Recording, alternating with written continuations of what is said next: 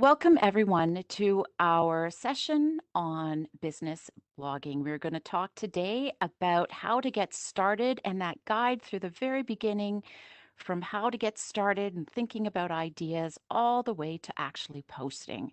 And so today's session is brought to you by the City of Mississauga, presented to you by the Mississauga Business Enterprise Center. There we go. And a little bit about MBEC. We are part of Economic Development Office here at the City of Mississauga. We're that central source of information and guidance and support for you, the small business owner and entrepreneur, as you start your business and scale your business. So if you want to learn more about what we offer and connect with us, check out mississauga.ca/MBEC. So we're going to start with the ultimate guide to blogging. This has been a download on my website for a while, and Amanpreet's going to put all of this information so you can open them up and have a look while we're going along, or you can do it afterwards. If you're listening to this on the replay, check out the comments below because there'll be a link there that will give you a place to go over to our microsite where all the handouts will be able to be downloaded. So after the presentation, I'm going to show you the template quickly on what you have available. It's in a Word document. And then we're going to flip on over to a demo, which is a WordPress blog. And I'm going to show you just the back end of actually how to set up a blog and even go in and maneuver around. And if you have any questions along the way, I'm happy to answer them. And at the end, we're going to come back over. I have a content marketing campaign example. All of this is around blogging. The actual example is around blogging on top of the actual blogging. So all this information is here. Understand that success in blogging is when it is done as part of your content marketing strategy. So some of the stuff that we can't address everything in today's session, but some of our previous webinars you might want to check out is the Content Marketing 101, which talks a lot about the strategy and how to put it into place. How to write a digital marketing plan is also the link that takes you to all our other digital marketing ones, including an entire session on how to do a marketing plan, and that would include a tactic potentially such as blogging. So that is all going to. So 7 steps. Follow these simple 7 steps to successful business blogging. First, you want to create a plan, and that plan keeps us focused rather than just randomly writing things. This will help you be strategic. So creating a plan is the first thing we're going to talk about. Write an outline, and that just gives you structure. Some of the time for time savings, I find even writing an outline if an idea comes up. If an idea comes up and I have a place I'm a brainstorming place, at least if I have an outline, it will keep those notes down, and it will also help you build out when you're ready to write about it. It will help you structure it as well. Research is really important because you want to make sure your facts are right.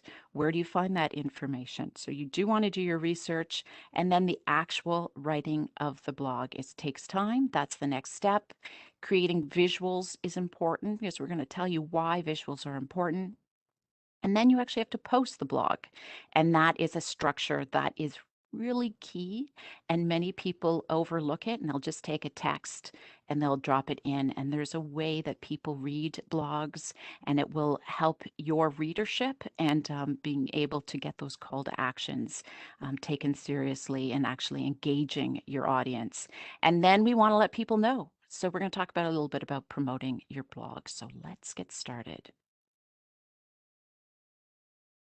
So start with a plan. These are some of your guiding questions. All of this information, just as a reminder, is in that handout. So feel free to open that up if you would like to look at it and follow along. So what's the goal? Like, why are you even writing this blog? That's really important. Just because the topic's of interest to you, how is this going to be strategic to support your business? Then you're going to have to find the topic. And another key guiding question is your target audience. Who are you writing for? And that may seem really broad, and we talk a lot about target audiences through all of our other webinars. And here, even down to the micro level of writing a blog, we want to identify who the target audience is. And that can actually include not just who, but what stage are they at in your buying cycle? So if you've evaluated your content and all of this, and you find your customers are actually getting stuck in a certain part of your sales cycle, you may say, okay, so this is one of my key clients in this location who's purchasing, typically would purchase this product, but they're getting stuck in knowing how to actually finally make the decision. Like, get down to that granular so it reminds you as you build out your content who you're writing for and why.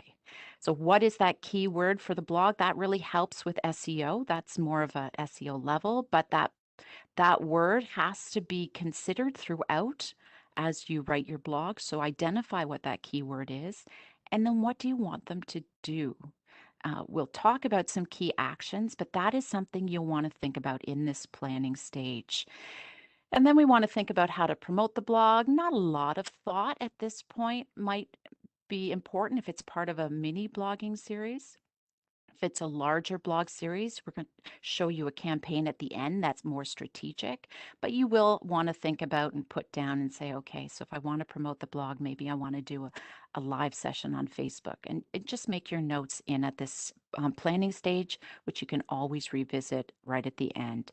And then how will I measure success goes right back to your goals and also your call to action, because your call to action is what do you want them to do when they land there, because it all has to have a purpose and a reason to be there. And you also want to think about longevity. Blogging takes time, honestly, between the time you're planning it to the time you're posting it.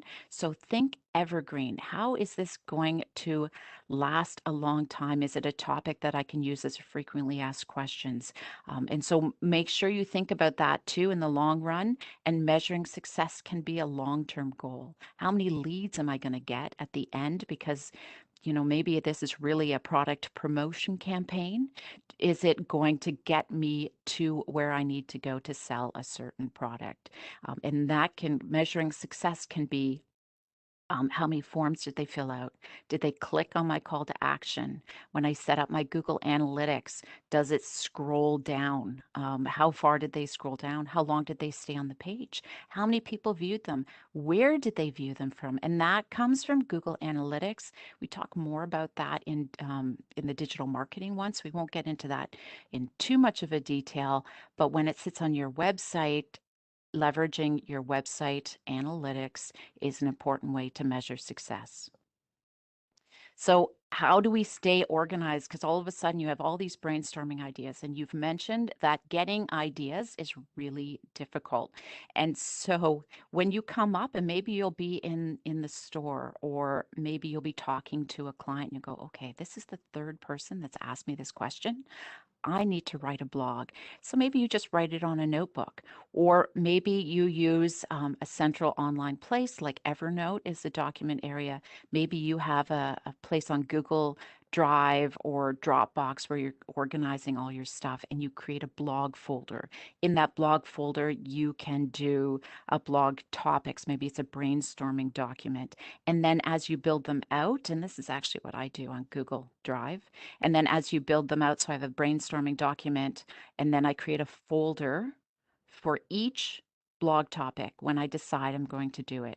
And then within that folder, I will put my outline, I'll put all my visuals, I'll put any other notes that I need to put in there too.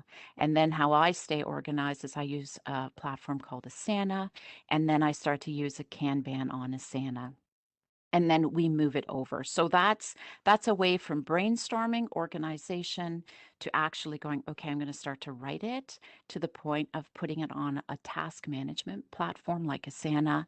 And then what happens is I work with a graphic designer. So she has access now as you collaborate with Asana. So what happens is I'm in the brain planning mode, and then I've written it, and then when it's ready for graphics to be created, I move it over into the next section and I tag her in it. And then she goes, okay, I need to do this. So that's part of a way to keep yourself organized as well as to work with potential graphic designers. Maybe you're working with a writer that you can do that and you have it organized and you tag him or her in that. You also may be working with someone to share them out on social media and you want to tag them in that. And the other strategy is you do all the writing, but you don't have time to actually post them on your website. And you have someone managing your website, and you'll say, okay, I have it all ready. Here's the folder. I'm going to now have you post it. And I used to actually work with clients and did that for them because the expertise of how to post strategically and make sure it's search engine optimized, as you'll see, actually takes a bit of time. So then they would tag me and then I would actually do that and then it would go back to them and then you can even add someone else who's doing the social. Okay, it's posted, it's ready to go. So do you see how staying organized will save you time? It'll also make sure that you don't lose those ideas that come to you as you're selling your product or services. So that's a key part of keeping those ideas moving. So we talked about writing an outline. This is the example we're going to use is actually on my blog. And just if you look at that, if you see that whole outline, just by the way the headings are, is kind of the outline. So number one is create a plan. Number two is write an outline, right? Three is research. And then and so it's like, okay, these are the 7 steps. Now I'm going to go back and I'm going to fill it in. And that just can give you an idea of how to write that outline. And then you want to make sure you do your research and you collect information. So this part also, I hope, will show you some ideas of what you can write for your blog. When you go back to watch that Content Marketing Strategy 101 and then the digital marketing ones, we talk a lot about content pillars. And part of your strategy is you should have those pillars. And what a pillar is, right, is that what are those key topics I'm going to write about? Who's going to represent my, what information is going to represent my brand well? What style is it in? And then what information do my customers need to make that buying decision all the way through to purchasing, but also then retention at the end so they'll keep coming back. And these are some of the ideas that anyone can use, whether you're selling products or services. So success stories are key. So a source could be interview your client.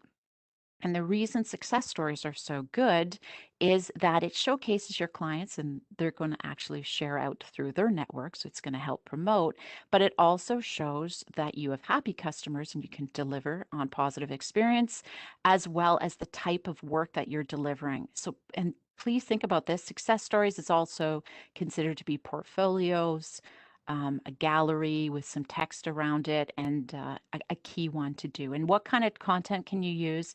Text, always text, because for the search engines, testimonials, client photos, video, and interview. Anytime you are using a source, please make sure you have permission. Whether it is a free Unsplash or from somewhere like that on stock photos where you want to credit the source. If it's a photo, you have permission from the client to be able to share, not just the photo, but testimonials and text. Just make sure you have that permission somewhere in writing. Report summary is another topic to talk about, and that's research, really. So a lot of times, and I know for myself, I go and I'll look at the latest digital marketing trends for 2021, right, or 2022, what's coming up, and what kind of research have they done? Make sure you check the research that is coming from a credible place, but there are some places I go and they do a lot of work to collect that research, so I most certainly reference them. But that is something too, if you are providing services and they look to you for thought leadership, this kind of research where you pull it in and you show the research and then offer some insights. You always want to make sure you give them extra, not just saying reciting the research, because then that's somewhere else on the internet, and then that not only is plagiarism, but then Google doesn't give you extra boost because it's not original. We always want to make sure we're original. But to cite certain research and then provide insight is really key. And then if you want to download the full report, maybe you've done the research and you've done a little bit of an excerpt, and then you want them to download it. You'll see on mine that I did that for my ultimate guide, just as an example, so you can see what that looks like. We also call that a lead generation tactic, where you're now people are willing to give you their email if they believe the research is worth it. So on your blog front or your landing page, make sure you talk a little bit about it to at least go, okay, it's worth it. They know what they're talking about. So I'm going to go over, I want more information. And now I want to fill out that form and get the full report. And that's kind of that strategy that is part of this marketing campaign example I'll show you at the end. So continued with this for ideas, what about a tutorial, personal experience? Head in, if you do something or behind the scenes, expertise is another way, online research, go in there, get video. You can embed the video onto your website. You also want to make sure you have text, but that video is really powerful because you're also showcasing it on another platform. And if you show your personal experience, how to do something even is a more of the tutorial part.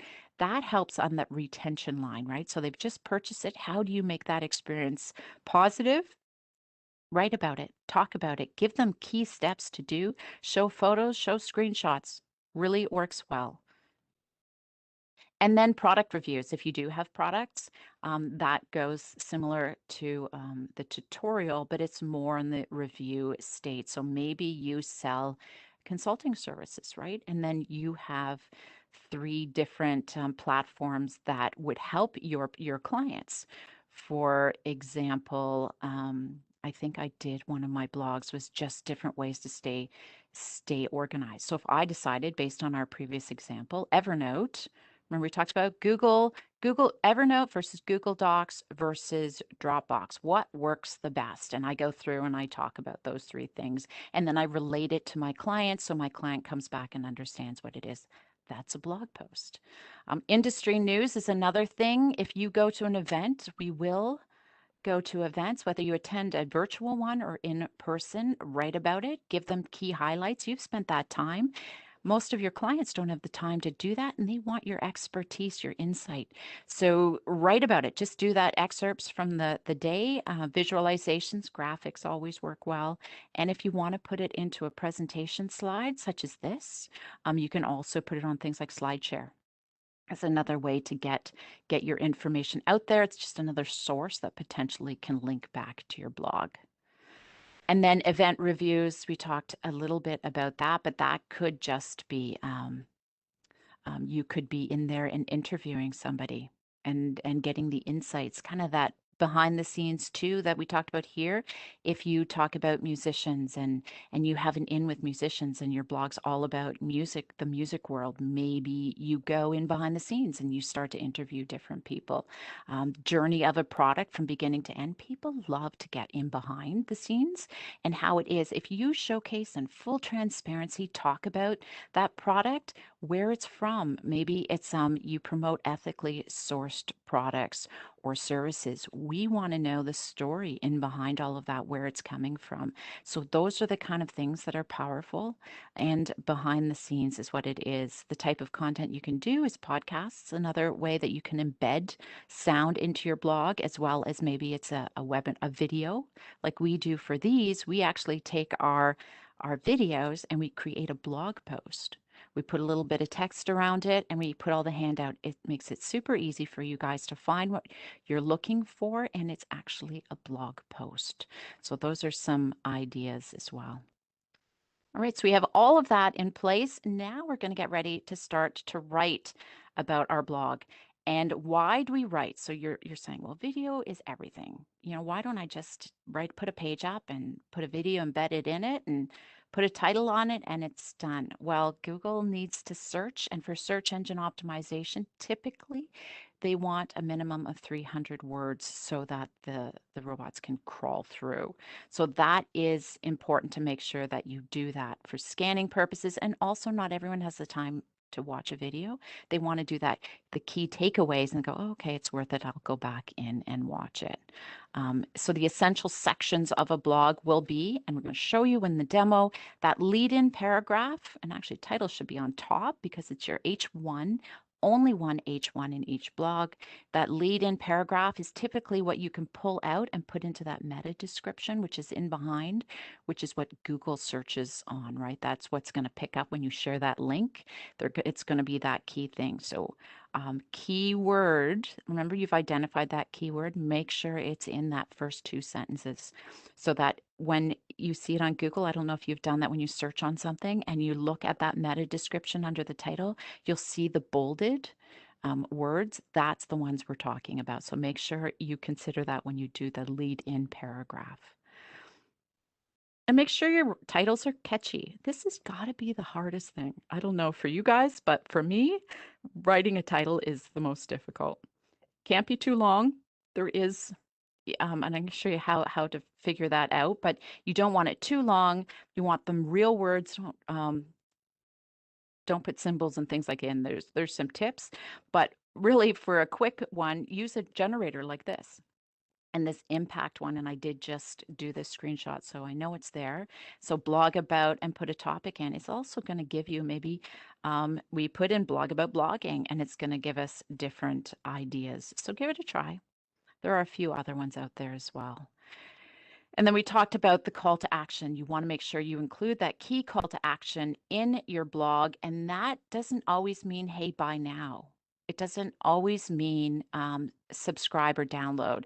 There are other call to actions that might be key. Maybe it's part of a series, and maybe you're just building up content and that is interesting for them, and you really just want them to subscribe to your blog.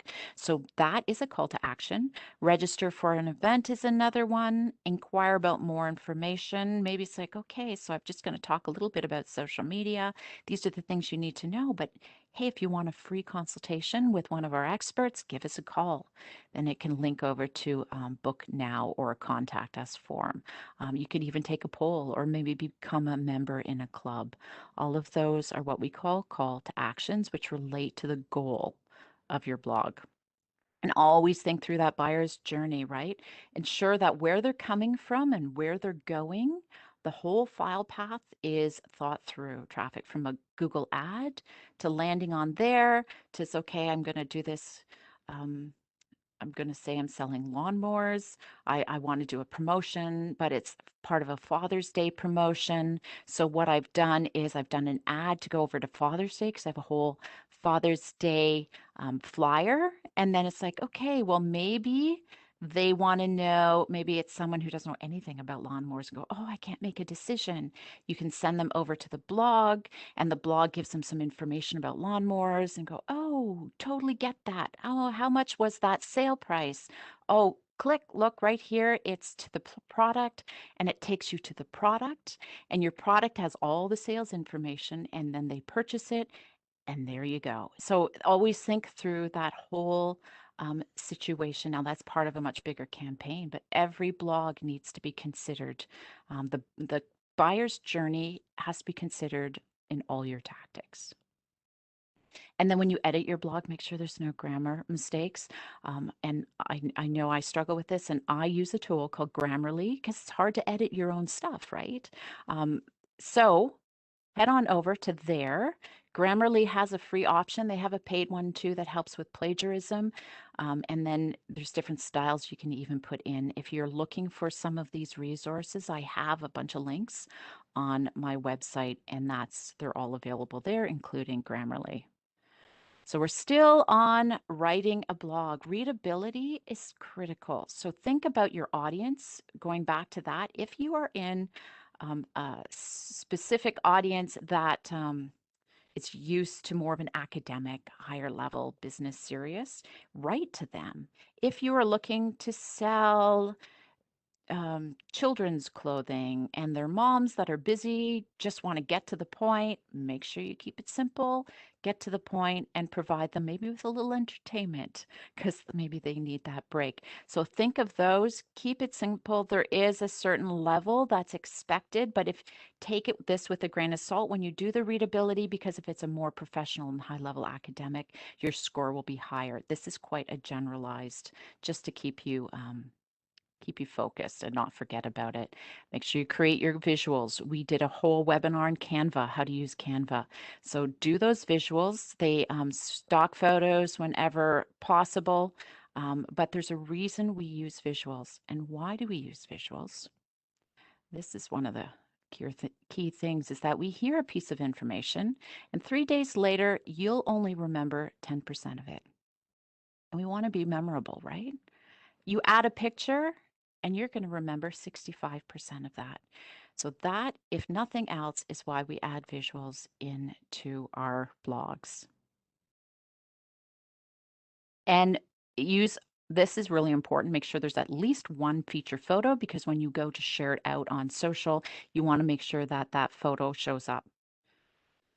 I see it quite often that people forget to put that in, or they forget to create it in the blogging post as a feature image. So make sure when you share it and you test it that you put that visual shows up. And then high resolution is key, but you still have to compress it because you don't want to slow down your web page, and make sure it's related to the blog topic. So feature photos should be consistent in style.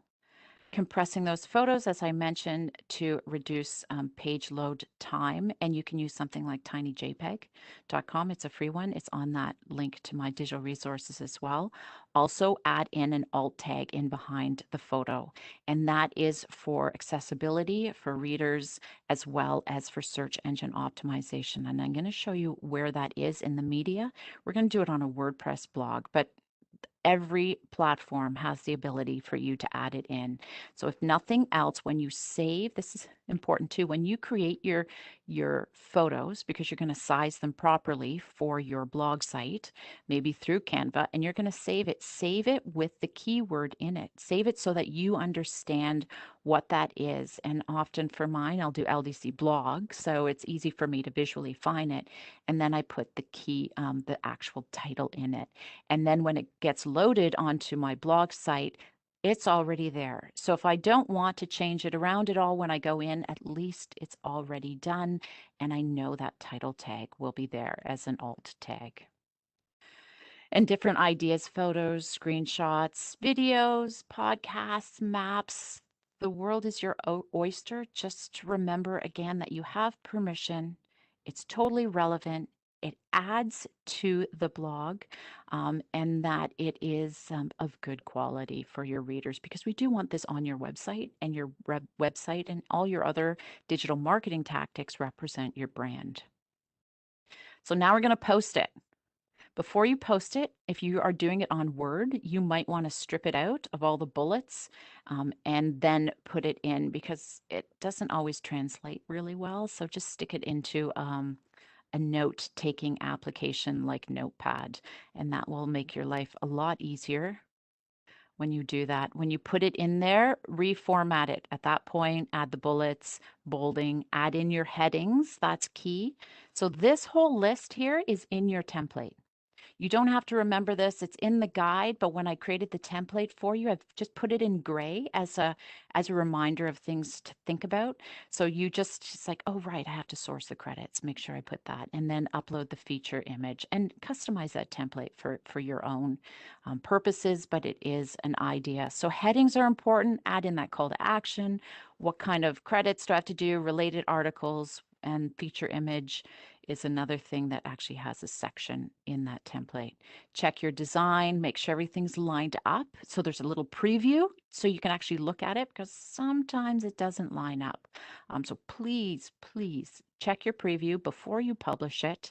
Publish it, have a look at it, and then also make sure you add in that search engine optimization before you say goodbye and let it go to the promotion stage. So search engine optimization is all that back end stuff that no one sees except for all the like the Googles will see it, and it supports being found online.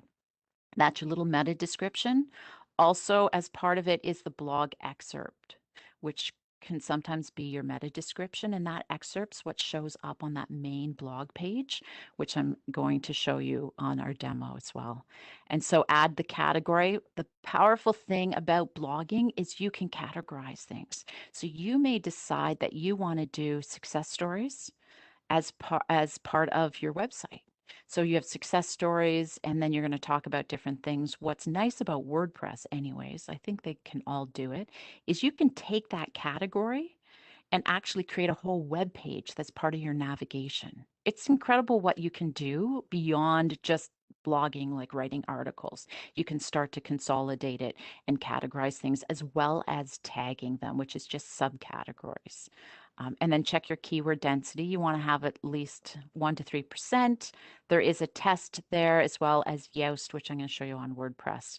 Will test that. You don't want too many. Quite often we don't have enough, but definitely don't overstuff your keywords.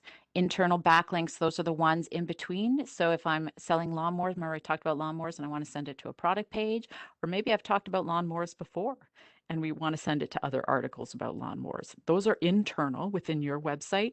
External goes to other people. So on my blog, I mentioned I worked with writers, graphic designers, videographers, things like that. If they do something or they have a supporting document, it's kind of like a backlink strategy we would have with each other, and then we start sharing it. It's totally relevant. They have authoritative websites. It's makes sense. So Google goes, wow, there's all of these. There's traffic coming back from relevant sources. I'm going to boost your page ranking. That's all part of a backlink strategy. And we talk about that in Website 101 if you want to have a look at that one. And then we want to promote it. So how do we promote it? There's an image. Remember, first we have to make sure there's an image there using Canva.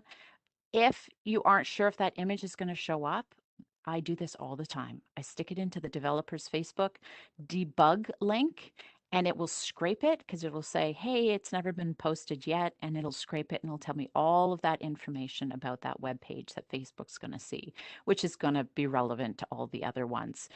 So I really encourage that to make sure it's working before you start sharing it out. And some people actually automatically share their blog. If they're on a blogging platform, they say, well, I just want every time I post it, I just want it to automatically be shared out to my newsletter email list. It's like, well, I caution you against that because you don't have a chance to check it. So what if you've published it and found out the feature image isn't working? Or we don't know what it looks like, or there's no way to really track who's opened it, and maybe the metrics aren't there. I just think save that to do that one manually. Publish it, take that link, have a template in your MailChimp or whatever email newsletter you do, and then create a feature image and make sure it's nicely formatted. You've already checked it, and it's a nice experience for your audience. It's well worth the time when it comes to that. Share out on social, try different messages, see what works, because maybe it's not getting picked up, right? And you want to go, oh, how come it's not working? And then change the text right within it. Oops, my jabber is on. Try different messages and images to see what performs the best. So it's just a testing time. There we go. Paid promotion too. If this is part of a big campaign, just share it out with your internal team. You can share it to customers, prospects individually. And if you guys are in service, you sell your services and you want this as part of promoting your services, and maybe you're in LinkedIn and you have a lot of relationships, personal relationships, because you have fewer customers but they're bigger customers, you're going to write to them. Maybe you pull this blog and you actually take it and you take it and you put it in a LinkedIn post, like a direct message, and you say, hey, I knew you were asking about this question. I wrote a whole blog about it. Just, just thought you might be interested and put it in there and just kind of leave it with them. All of a sudden, it's like you've become a resource to them. You're not hard selling, and you've just given them information that potentially can help move them through the buying cycle as well. So your clear call to action is there, and then you just let them go. It's incredible strategy when it comes to this kind of thought leadership um, content that you might want to do. So that is a key part of your promoting. And this is kind of it in a nutshell. Follow these simple steps, business blogging. This is what it looks like on my website. And if you see at the bottom, my whole call to action was to get the free blogging guidebook, right? So this is kind of an overview. Then it's like, nope, now I want you to go over to the ultimate guide. So you've figured this out and now fill it out. So if I was actually doing the services, which is what's outlined in the marketing campaign at the end, this is a way to get an email from them, get a little bit of information, and then follow up and say, hey, are you interested in hiring someone to do some blogging for you? Or what stage are you at? And that is like, oh, no, that's okay. Well, maybe in the future. So it's that lead generation where you follow up wearing your sales hat. And that's important as part of the whole thing. So this is the campaign. We're going to come back. I only have 15 minutes left. So if we don't have much time at the end, what I do want to say is that you will have that campaign that actually showcases a full campaign around blogging. If I was selling blogging services, this is what I want to do to promote my blogging. So this is the back end of our WordPress blog. So what I have done, and actually I'm going to show you this first. I currently have my website here. And this is on a content management system, which I really love. They're great. Part of why I'm transitioning over to WordPress is so I can start to do this because most people are in WordPress. And I used to build WordPress sites, and now I just want to have an idea of what it's like. And it gives some customization. So I'm taking this website and I'm putting it over here. So I'm transferring some of my blogs. And for the sake of this demo, I wanted to show you what it looks like. So this is over to the left, you'll see the posts. This is your dashboard. So you'll see all my posts, and here's a list of 3 of them that I've transferred. And then it has the option when I hover on it that I can edit it. I can do a quick edit, trash view, edit with Elementor. So I use a visual builder called Elementor, which will show you if you don't use a visual builder, you would just go into the edit stage and then build it out from there. But the Elementor lets me move things around, and most blogging platforms are visual builders now. If you go to Squarespace or Wix, they have that same kind of idea. So if I show you Elementor, you will have an idea. What this also has is a plugin called Yoast. And if you see over here quickly, you're going to see search engine score is green. Readability is red on this one. So I might want to go back in and check that. But this one is like, okay, it's good to go. It's all green. But let's go into just the general edit, and I'll show you what I mean. We'll go into this one. And this is the title here. And then if you go to the bottom here, we mentioned about Yoast SEO. It's a plugin. It's free. There is a paid version, and it just cues you up what you need to do, which is all part in your template, right? Because you've already got that written blog and all of that information there. So all I have to do is I plug in my key phrase. The slug is once I draft or publish, the slug comes up based on the title. The meta description is here. Look, there's a certain amount of words that you have to use, and it'll go green when it's used, and it has the keyword in it. So if I do this, it shows me my whole analysis, keyword phrase length. Do I have my focus word? Do I have so there's a few problems. I have to go back to test to figure out what that is. And it doesn't mean it has to be perfect every time, but you definitely want it to look through and get as many as you can. Readability is high. It's not, I mean, readability isn't great, so I do have to go back, but that could be because it's more of a thought leadership. It's a higher level word structure than what the readability wants you to be, and which is okay because my audience has to come first. So let's go over to edit with Elementor. going to go through this relatively quickly. And it's a little slow moving over to this. I have a lot of extra add-ons with Elementor too. So here's all the little sections that I can have. Remember we talked about sections? So within this, so you'll see my navigation at the top. And then this part here is a section that I have dragged over, and I have as part of Elementor, they have over here, it's the navigation. So this actually breaks down. So if I click on this, it will show what section it's on. It's really cool because it's drag and drop. And then over here to the left is where I make the edits. So I've created my image on Canva. I created it to the size that they're all going to be consistent. I've uploaded it here. So if I actually go into choose image, this is my media, right? And I can do it right away.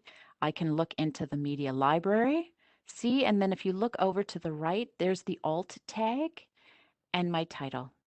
So it goes in, I chose it, it went in behind, I've figured out how it's supposed to look on all of them. I've remembered that. That's wonderful. So it disappeared again. I just bring it back. And here is now my lead in. So the text, whoops, watch, I'm going to totally messed that up, didn't I? See how I did that? Okay. Okay, see how I just dragged it around? Because I do that. And always make sure you save your draft. And the joy of this one, it has a revision history, so I can go back. Whew, thank goodness.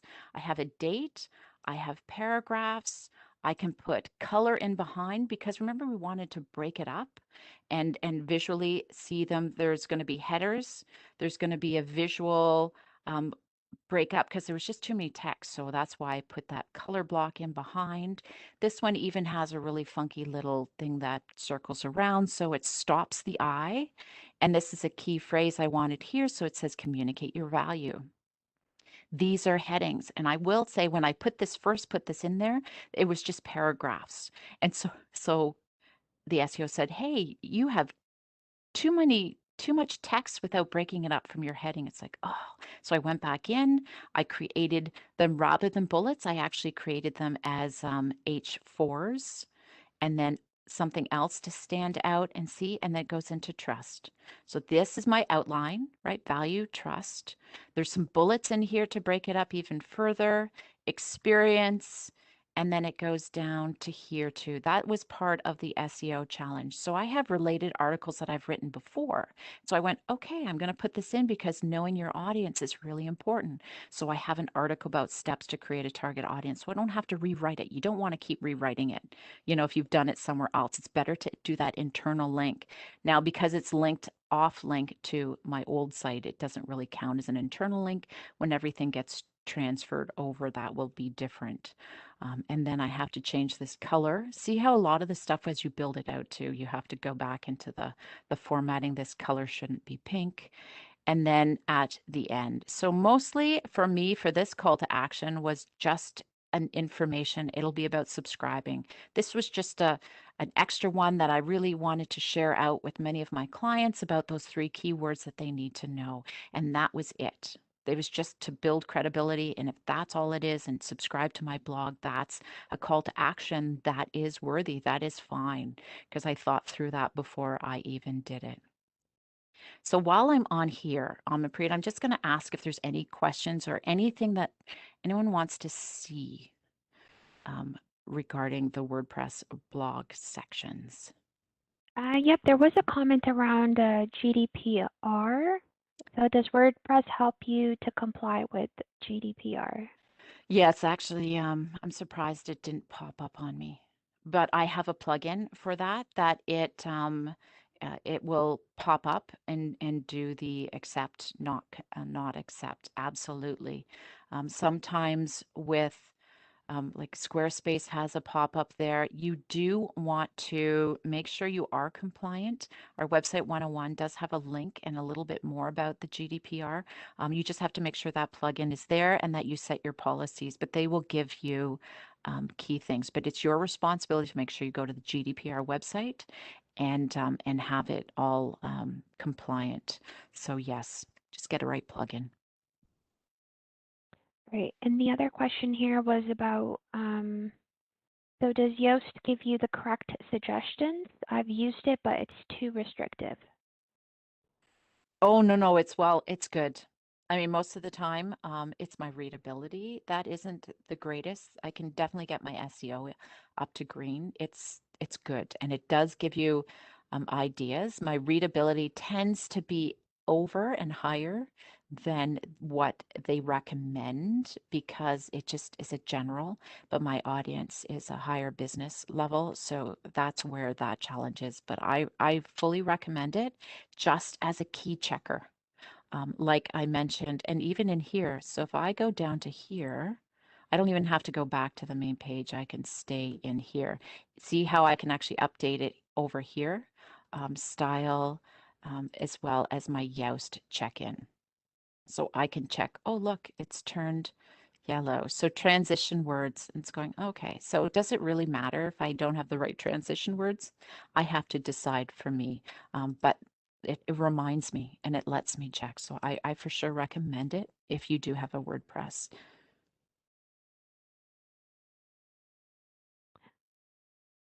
Any others? I believe this is just a question about your post. How did you make circles in your post around the world, words? So this is one of the Elementor add-ons. So if I go on here, it is what we call, let me see, if you see to the left, see all these really cool little add-ons? They're so cool. It's an animated headline. So if I pull this over, you'll see, and see I just drag and drop it. And this is what it shows you. This page is amazing. And what I did was I just customized that. So the words here communicate I just wanted value and I didn't need anything afterwards. But if I added this in, see how it just does that? It's totally cool. Elementor is great. It does come with a cost. There is a free version. You just don't get everything. You can also link it to somewhere. You can change the duration. You can change your alignment, and then you can add in your HTML, your tag, your H3. And then, so that's the content. So just look, if you look at across the top here, and then it goes into style. So see how this one was red? I changed it to my brand color here. That is something you want to have on hand when you're doing your blog. It's make sure you have all your brand colors. So for Elementor too, for the way I built it, I have the ability to create templates because I did it from scratch. I don't recommend if you're just starting out to get this complicated. I would just get a basic theme and start there. If you there is themes that work with Elementor. If you want to do that, Visual Builder doesn't mean I'm endorsing this. I've just used it for a while. There's a Visual Builder as well, I think called Visual Builder. Check it out and have a look.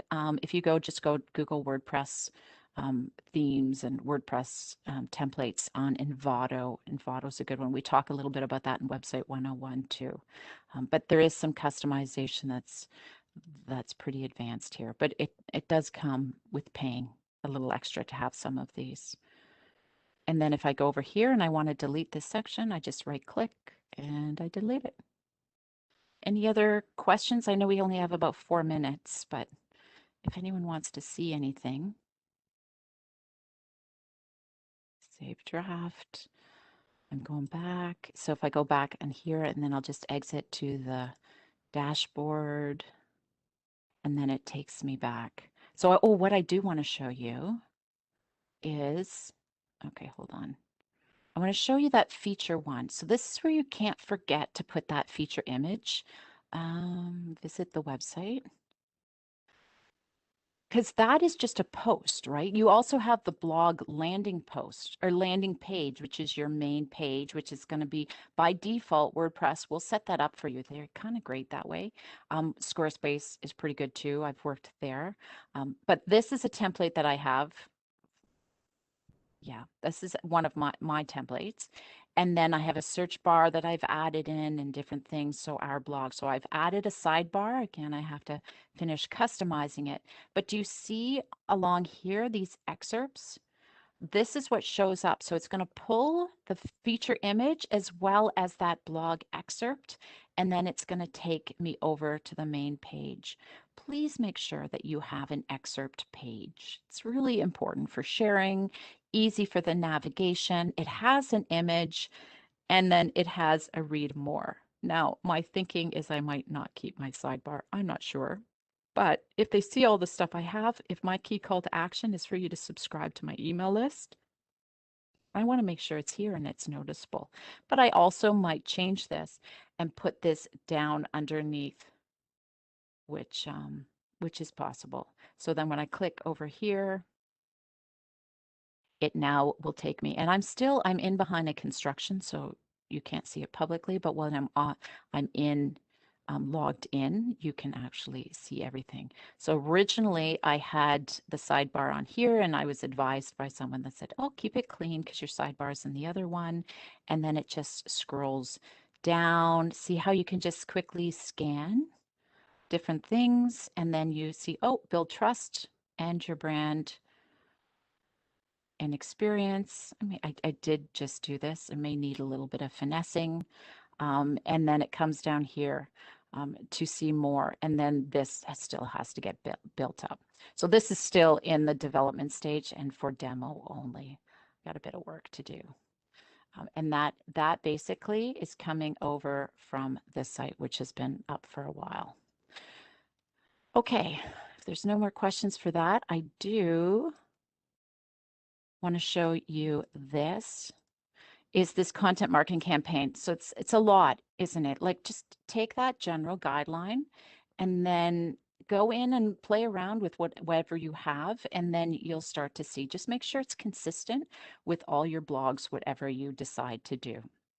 If you're going to make this as part of your content marketing, because you guys mentioned that you want to make sure you're getting leads out of this, which is why you have to be strategic as part of your content strategies, right? So you're going to have, this was made up as if I was selling blogging services. So I wanted to increase the amount of blogging writing contracts. What do I have to actually get for my business? I have to get 2 blogs a month each for each client. Maybe it's what I want to do. So then I define my target audience. I set up some marketing goals because I need to get some leads, and what kind of content did I have to do for tactics, writing the blogs. Maybe I was going to offer a free webinar, writing services, blog series, and I had to do some graphics. And then what was I going to do to promote them? And then I put this all together, and then I figured out what is going to show me that I am successful. I'm going to input how many blogs did I write, or how many things did I create? How many things did I send out? What kind of social media posts did I do? Did I get the traffic to the website that I wanted? Did I get those lead forms filled out? What about leads for clients, warm leads? Maybe they shut me down and I didn't get the work. How come? And it's all metrics for success, or at least performance, something that I needed to adjust along the way. And then finally, ultimately, my success was, did I hire those clients to be able to get those blogs within that certain period of time? And this is a campaign that's available to you as one of those links, just as a reference. And that's it. And there's a bunch of other things within there too, and feel free to connect with me. So we are just slightly over time, but thank you everyone for joining us today. Really appreciate your time coming, and I wish you all the blogging success, and I'm here to answer some more questions if you have them. Okay, so someone's asking about building quick trust for readers on a blog to purchase products or service. Yeah, you can't always sell. Blogging, content marketing, all of this is a marathon, not a sprint. This is long-term relationships that you are building. So what happens is you're going to have these real evergreen documents. You're going to build your thought leadership, your brand, search engines are going to come, and this comes from consistent blogging. So what that allows you to do is now you're building this traffic. When you are ready to sell something, you put that in, right? Like 25% is usually my general rule on what you do for promotion. Now you have people reading it, you've already built their thought leadership, and you go, okay, I'm just going to use lawnmowers again. I am the leading lawnmower seller. I totally know lawnmowers. I love them. I've shown you how to pull them apart and break them down. You know it. So when I come along and I have a great deal on a lawnmower and it's on sale and I write about it, you've built up that trust already. Bam, they're going to go click it, do it because you've built that trust. So that trust takes time. So then when you do have something to sell that is of value, that's when you put that in. So I hope that answers your question. I know when we had a bike shop, that was my first business, and that was the big thing. We didn't have a lot of the internet back then, and we were the thought leaders for bikes. We knew where the trails were. We knew what the latest and greatest was. We had a really good mechanic as my partner. It was great. So they came to us all the time. So when we had something, we wrote about it. We did newsletters, e-newsletters, and things like that. They just trusted us and they said, okay. So we wrote about it, we sent it out in the e-newsletter, and then we had people coming in. So that's how it's going to work for success. It's not quick overnight success typically. Um, okay. For when it comes to sales leads, the goal for your blog, yeah, as service people, sales leads is really important. So there's a few different things that you can it's making sure you know what stage they're in. We'll go back to that stage and you speak to them. What information do they need at various stages of the buyer's journey to make those decisions, whether it's to actually build awareness, just general awareness. So Google finds you and they know that you offer these services. What about consideration? Are you the right person for me? Am I in the right place? Yeah, I need those decisions. So decision making, if you're selling services, those checklists, those things that they need to build that business case to be able to provide up because maybe it is person at a more junior level, not the decision maker that's going to be reading it. They need to download it, they need to add it, or maybe it is a manager that needs to take it up to a director just to get buy-in from the team. So make sure you have that information readily available for them. And then the purchasing. Make sure all the rest of your website is in order. So if you get those leads and you have this great article that you've written about, you've got all the research, and then your form doesn't work, they can't reach you, that's not good. So you've got to make sure it all works together, comes all the way through. They have the information, they can reach out to you, and you close the sale. And then you also have content that's for after the sale. And that's all part of that sales lead generation and making sure you have lead gen forms like papers or pages, like landing pages, where you can actually get that really rich, deep content to be able to capture those email addresses is really critical. And then I think that's it. So thank you again, everyone, for joining us. And we will see you next time. Thanks, Amanpreet, for helping. Thanks, Laura. Bye, everyone.